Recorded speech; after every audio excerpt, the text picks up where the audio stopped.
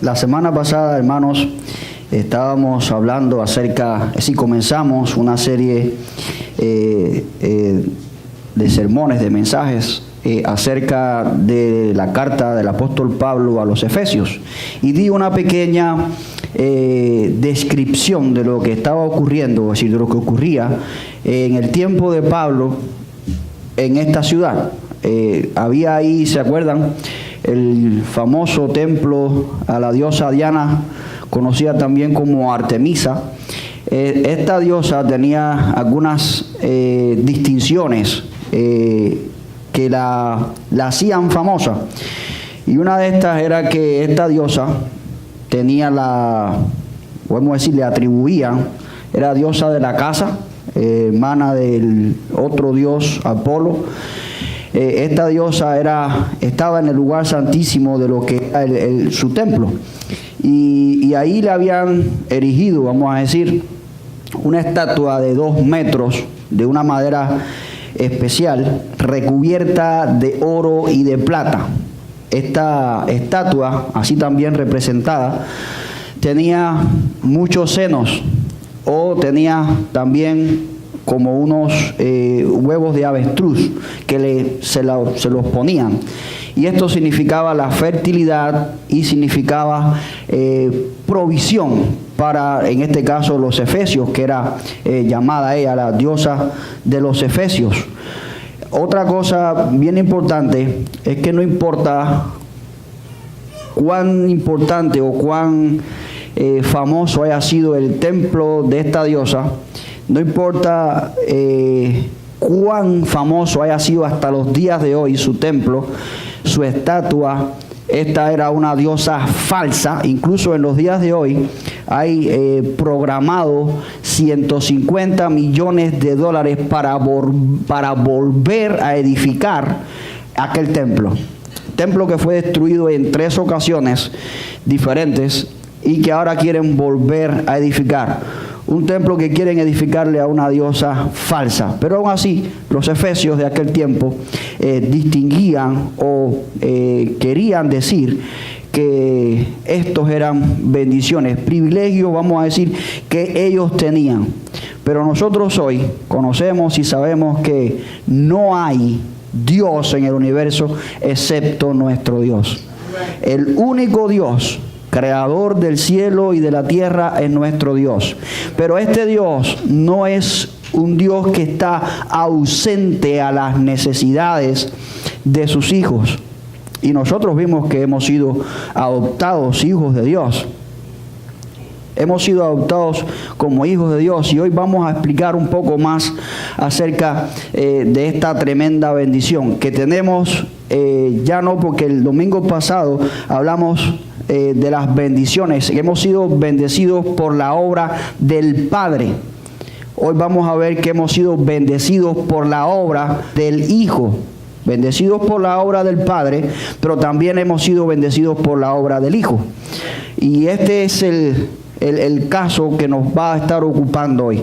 Cómo nosotros hemos sido bendecidos por la obra del Hijo.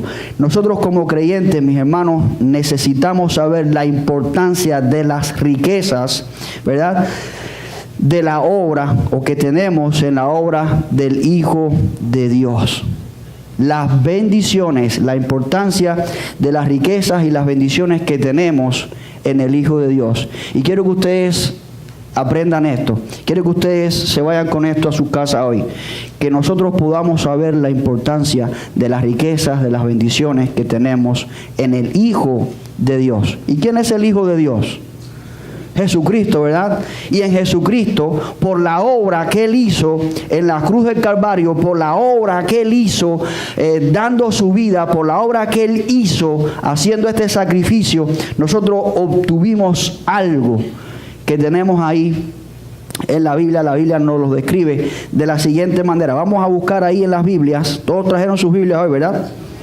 Efesios capítulo 1, todavía estamos en el capítulo 1. Versículo 7, que dice de esta manera: en quien tenemos redención por su sangre, el perdón de pecados, según las riquezas de su gracia. Vamos a orar. Señor, te damos las gracias en esta hora, Dios mío, y te rogamos, oh Dios mío, que al salir de aquí tu iglesia, Señor, no sea más la misma. Señor, que podamos conocer, Señor, la profundidad y la importancia que tienen las riquezas que tú nos has dado por tu bendición. Señor, te queremos pedir en esta hora que cada miembro de tu iglesia, Señor, pueda entender lo que tú nos has dado, pueda observar, Dios mío, discernir las grandes cosas que tú hiciste por nosotros en tu obra y en la cruz. Mi Dios Todopoderoso, sé con este siervo tuyo, Señor, que quiere, Señor, explicar tu palabra, Señor, pero te rogamos que por tu Santo Espíritu, Dios mío, tú dirijas toda palabra, para que cada palabra, Señor, sea bendecida, Señor, sea dada por ti. Para que no hable yo, Señor, mi propia sabiduría, ni lo que mi corazón, Señor, quiere o anhela. Señor, para que tu iglesia sea edificada. Yo no quiero estar aquí si tú no estás primero. Dios mío, en el nombre de Jesús oramos. Amén. Así que en este versículo 7 que acabamos de leer ahí, encontramos algo muy, muy especial. ¿Y saben qué es? Miren lo que dice el versículo 7. En quien tenemos ¿qué? En quien tenemos redención. Mi amada iglesia, eso es lo primero que tenemos. Es la primera bendición que recibimos por la obra del Hijo. La redención. Por la redención, pastor, bueno, ¿qué es la redención? Bueno, pues la redención pues trae consigo muchísimas otras cosas. Por ejemplo, los beneficios de la redención, podemos ver primero que nada la vida eterna. Podemos ver el perdón de los pecados. Podemos ver la justificación, la libertad de la maldición de la ley que había en el Antiguo Testamento. Adopción dentro de la familia de Dios. La liberación de la esclavitud del pecado. Paz con Dios, la morada permanente del Espíritu Santo en nosotros. Miren cuántas bendiciones vienen por una sola cosa que hizo Cristo, por una solita, la redención. ¿Cuántas cosas? La paz con Dios, la justificación, la vida eterna, la morada permanente del Espíritu Santo en el creyente que antes no había. Todo esto son beneficios, mis hermanos, de la redención que Jesucristo hizo por nosotros. Son cosas que quizás tú no te puedas aprender hoy en un momento, pero quizás que tú puedas meditar en cada una de ellas en el momento que yo las pronuncio. Y tú puedes decir, bueno, por la redención yo tengo vida eterna. Por la redención yo tengo el perdón de mis pecados. Por la redención yo tengo liberación de la esclavitud del pecado. Y verdaderamente, hermanos, es una gran obra la que hizo nuestro Señor.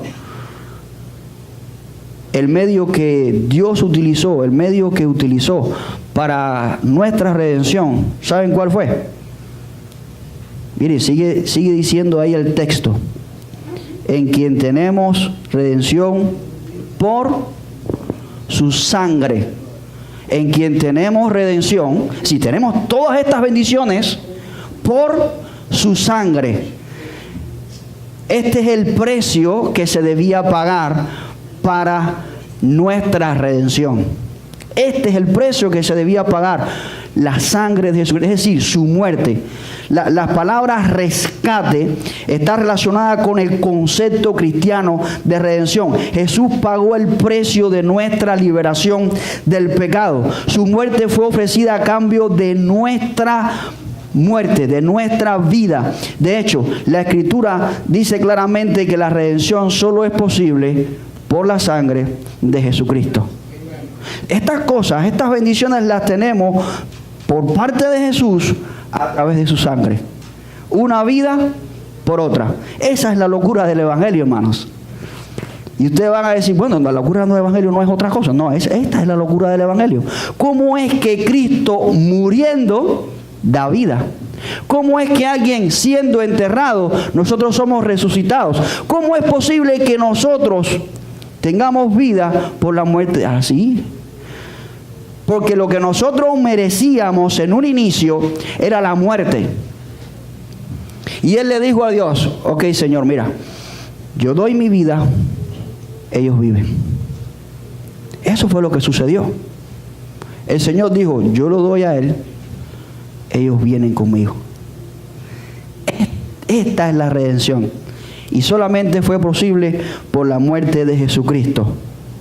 Solamente fue posible la redención por el derramamiento de su sangre. ¿Y qué es lo que significa la palabra redención, pastor? La palabra redención es un término comúnmente usado en griego en el tiempo de Jesús, donde la gente compraba y vendía algunas cosas. Sobre todo se utilizaba en la compra de esclavos para dar su libertad. ¿Sabían esto? Esta es alguien que quería comprar un esclavo, iba al mercado, veía los esclavos que habían, compraba y daba libertad. ¿Por qué lo hacía? Porque era una persona bondadosa. ¿Por qué Dios ha hecho esto? Porque por su gracia Él ha querido hacer esta redención en Cristo Jesús por medio de su sangre. Hemos sido redimidos porque Dios pagó el precio de su Hijo. Hemos sido redimidos porque Cristo pagó el precio de su vida. Hemos sido redimidos por esto, por medio de la sangre de Jesucristo, por el sacrificio que Cristo hizo por nosotros. Y mi amada iglesia continúa diciendo ahí los textos 8 en adelante, dice que hizo sobreabundar para con nosotros en toda sabiduría e inteligencia, dándonos a conocer el misterio de su voluntad, según su beneplácito, el cual se había propuesto en sí mismo de reunir todas las cosas en Cristo, en la dispensación del cumplimiento de los tiempos, así las que están en los cielos como las que están en la tierra. Miren, había un propósito en el designio de Dios. En la planificación de Dios había un propósito. Porque Dios no hace nada si Él no tiene un propósito en mente. Y el propósito de Dios, así como el que vimos la semana pasada, había un solo propósito: de reunir todas las cosas en Cristo Jesús, porque Él quería, primero. Y segundo, porque Él quiere alabanza. Ese es el principal propósito. Ahí encontramos, mi amada iglesia, que hizo sobreabundar para con nosotros en toda sabiduría e inteligencia. Esta gracia divina es la que hizo sobreabundar con nosotros en toda sabiduría y entendimiento. Pablo trata de alguna manera de comunicar el sentido profuso con que Dios ha proporcionado los componentes intelectuales prácticos necesarios para una vida correcta y una vida apropiada de acuerdo con el propósito de Él. No con el propósito del ser humano, porque a veces nosotros decimos, bueno, ya yo he sido planificado, ya yo he sido redimido, ahora tengo libertad del pecado, ¿y qué es lo que viene después? Pues ese no es el propósito de Dios. Quedarnos simplemente quizás en casa o sentados en un banco, sino que seamos para alabanza de su gloria. Dios nos ha dado entendimiento, Dios nos ha dado sabiduría, tal y como dicen estos textos ahí, ¿verdad? La consecuencia, pudiéramos decir, de esta redención que Jesucristo hizo por nosotros, es que nosotros agradezcamos a Cristo por lo que hizo. Imagínense ustedes cómo se debe haber sentido un esclavo que estaba ahí todo latigado, que estaba ahí todo lacerado, que estaba ahí todo magullado, en un mercado que lo están vendiendo. Imagínense en su mente por un instante, usted atado en un poste, exhibido para ser vendido, y la gente pasando, y usted está en una vitrina, vamos a decir, para ser vendido. Como se vende un objeto, como se vende un vacuum, vamos a decir, como se vende cualquier tipo de estas cosas que hoy tenemos, que los esclavos antes hacían: limpiar, sacudir, cocinar. Imagínese esto. Usted está siendo vendido. Ahora mi pregunta es, viene la persona, este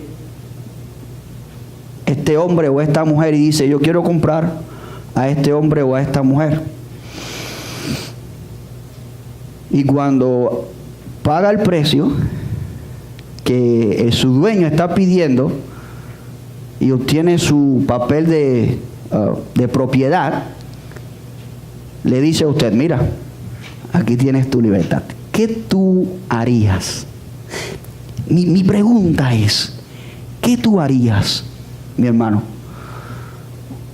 Porque así es como nosotros estábamos. Nosotros éramos literalmente esclavos del pecado. Nosotros no teníamos voluntad de decir: voy a alabar a Dios, porque nuestra voluntad estaba sometida a hacer las cosas y las obras de la carne.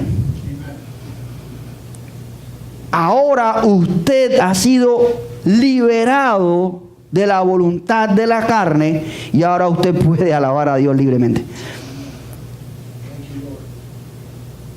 Entonces, ¿qué es lo que va a hacer usted después de esta ilustración que les acabo de poner? ¿Usted cree que se sentiría un esclavo después que alguien le dice: mira, yo he pagado el precio por tu vida, ahora eres libre? ¿Cuán agradecido tú te sientes con esta persona? ¿Cuánta honra tú le darías a esta persona? Porque además de eso, imagínate que esta persona te diga: mira, te voy a llevar a la escuela, cosa que los esclavos no tenían ningún tipo de clases. Te voy a llevar a la escuela también, te voy a enseñar, te voy a pagar todo esto. Encima de eso, tú haces todo lo que tú quieras. Ya tú estás capacitado, tú estás entrenado, tú tienes la Biblia, tú tienes una iglesia donde congregarte para aprender a alabar a Dios. Todo eso lo hizo Dios por ti, mi hermano. ¿Cómo está tu corazón con respecto a la obra que hizo Cristo por ti? ¿Estás agradecido abundantemente, como dice aquí el texto? Dice que hizo sobreabundar en nosotros con toda sabiduría, ¿verdad? Para entender quién es Él, para entender quién es nuestro Dios, para entender lo que Él hizo. Entonces, lo que queda es, ¿saben qué? Alabar a nuestro Dios. Ser para alabanza de su gloria. Pero hay una cosa más que quiero mencionar acerca de la obra del Hijo. Y está ahí en el versículo 11. Dice el versículo 11: en él asimismo tuvimos ¿qué? Herencia, habiendo sido predestinados conforme al propósito del que hace todas las cosas según el designio de su voluntad. Dice ahí: en él asimismo tuvimos herencia, en el cual tuvimos una herencia. Miren qué precioso esto, hermano. No solo se conformó, miren esto, hermano, no solamente se conformó Jesucristo en la obra que hizo por nosotros, en darnos la libertad, darnos el conocimiento, darnos el entrenamiento, sino que además de eso, hermanos, nos dio una herencia.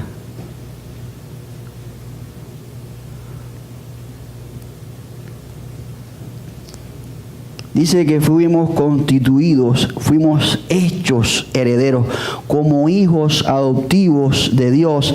Heredamos todo lo que el Padre dispone. Esta herencia es una posesión presente y recíproca con todo. Si fuimos hechos herederos o si fuimos escogidos como herencia de Dios, como hijos adoptivos, somos igualmente herederos de sus bendiciones. Dios es santo. Y la Biblia dice: sed santo porque yo soy santo. ¿Dice así? Dios es eterno.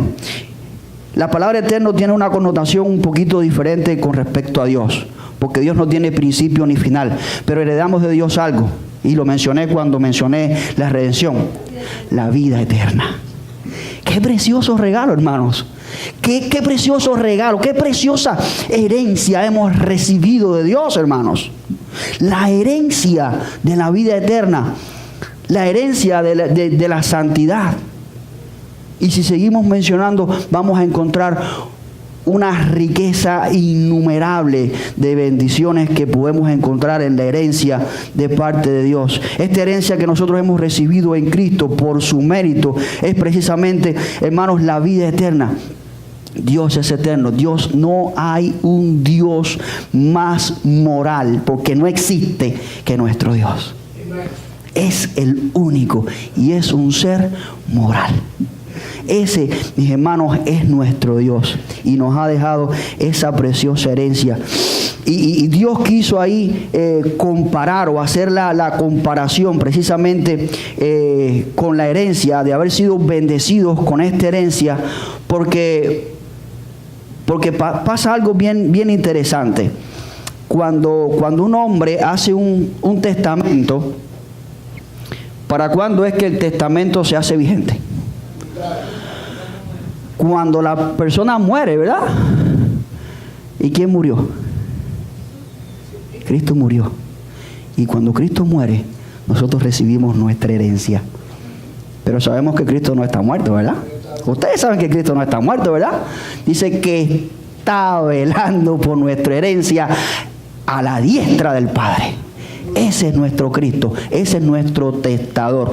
Pero además de eso, en un contrato, no sé si se dice contrato, porque nunca he tenido la oportunidad. Mi papá no me ha hecho una herencia, ni me ha dado un testamento, ni lo ha hecho tampoco, que yo sepa. Y yo tampoco se lo he hecho a Dalila. Vamos a decir, un contrato de herencia. Los depositarios de dicha herencia no pueden cambiar nada de lo que el testador, es decir, del que deja la herencia, ha dejado. No es negociable.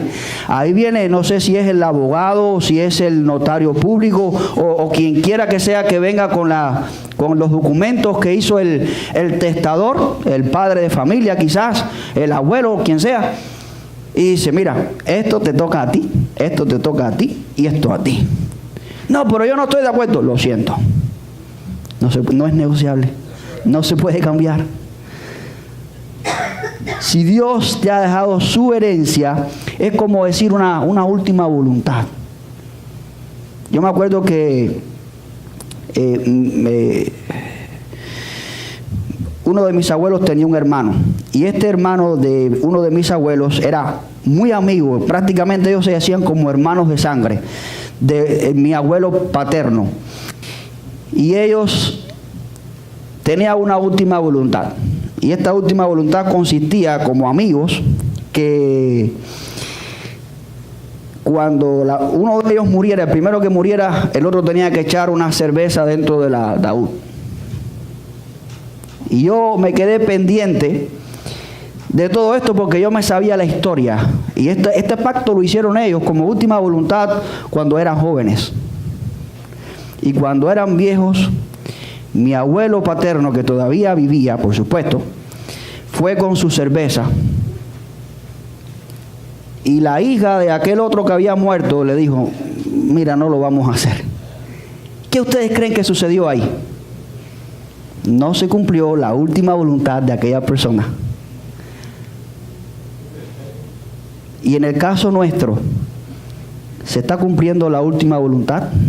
Vamos a decir, no porque Cristo esté muerto, no porque Cristo esté muerto, hermanos, porque Cristo vive. Pero ¿estamos cumpliendo con su herencia? ¿Estamos recibiendo con honores su herencia de vida eterna, de libertad, de santidad? ¿Estamos viviendo con el gozo de la salvación o estamos viviendo con amargura? Pastor, ¿qué tú estás hablando? Sí, hay personas que viven con raíces de amargura, y claramente, si no me equivoco, la Biblia dice que la raíz de amargura es pecado.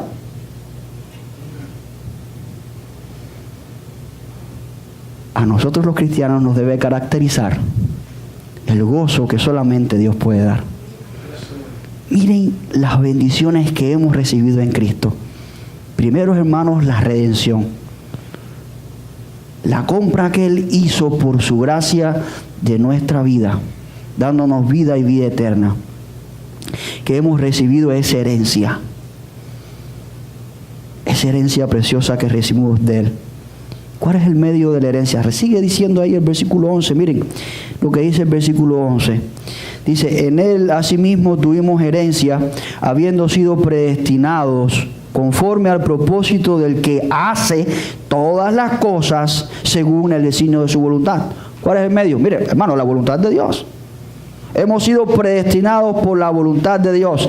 La palabra en griego que es predestinación es proorizo. No sé si se pronuncia así porque no la chequeé en el internet. No la chequeé cómo se pronuncia en griego. Pero es proorizo. Esto es designar con anterioridad algo para algún propósito. Y nosotros hemos sido predestinados por Dios para alabanza de su gloria, mi amado hermano.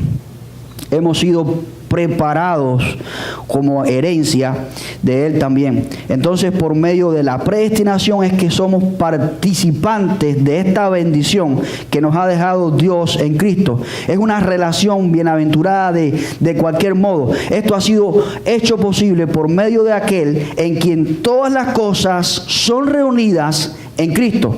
La iniciativa y la acción son exclusivas de parte de Dios. Yo no existía cuando Dios me miró desde allá, desde antes de la fundación del mundo y dijo, este muchacho va a servirme a mí. Así mismo con cada uno de nosotros. Desde antes de la fundación del mundo, Dios ya tenía el conocimiento de quienes iban a servir. Y yo le agradezco a Dios por ese conocimiento, porque ya Él había pensado en mí. Y ya Él había pensado en ti. Miren hasta dónde llega la importancia de tu vida delante de Dios. Cuánto Dios te ama, mi hermano. Dios pensó en ti desde antes de la fundación del mundo. Y ayer hablaban los años dorados de cuánto ha llovido de cuando ellos tenían poquitos años a la actualidad. Podemos pensar un momento en cuánto tiempo ha pasado de que Dios pensó en nosotros desde aquel tiempo, antes de la fundación del mundo, hasta los días de hoy. Es para que veas, es para que logres mirar cuánto Dios te ama y desde cuándo Dios te ama, para que no pienses, no, porque yo le amé primero, porque a Dios yo le busqué primero. No se trata de ti, mi hermano, se trata de Dios. A veces nuestra alabanza nosotros ponemos mucho de nosotros. Señor, yo te amo. Señor, yo te amo. Señor, Tenemos una alabanza que está centrada en nosotros, en el ego, en el yo.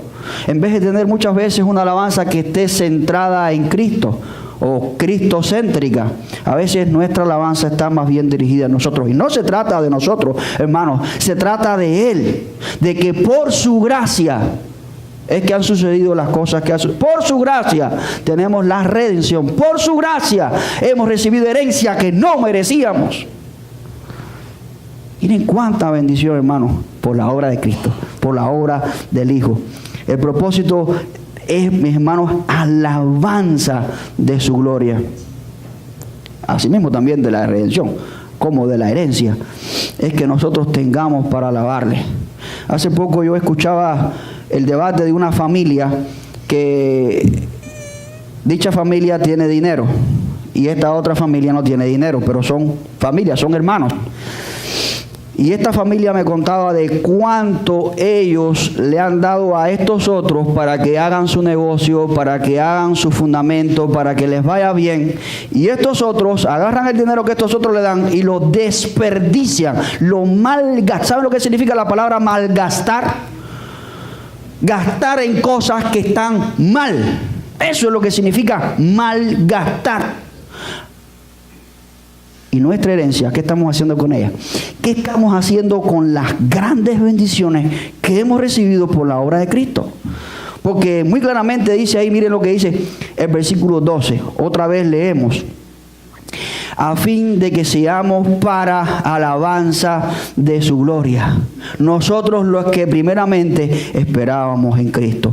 Miren lo que dice el versículo 6, para alabanza de la gloria de su gracia, para la cual nos hizo aceptos en el amado. Y miren lo que dice el versículo 14, más adelante, que es las arras de nuestra herencia hasta la redención de la posesión adquirida para alabanza de su gloria. ¿Cuántas veces en un solo pasaje, en un solo capítulo, aparece alabanza de la gloria de Él? Para alabanza de la gloria de Él, de su gracia. Es importante entonces, porque todo lo que hemos visto hasta aquí representa de que la obra del Padre o la obra del Hijo son en nosotros, en nosotros son para alabanza de su gloria. Hemos recibido esta herencia de parte de Dios, pero esta herencia, mi amado hermano, no es para malgastarla. Es para darle la gloria a Dios, es para darle la alabanza a nuestro Dios. De esta manera vemos que el plan de Dios desde antes del comienzo ha sido formar un pueblo particular que cumpla con este propósito.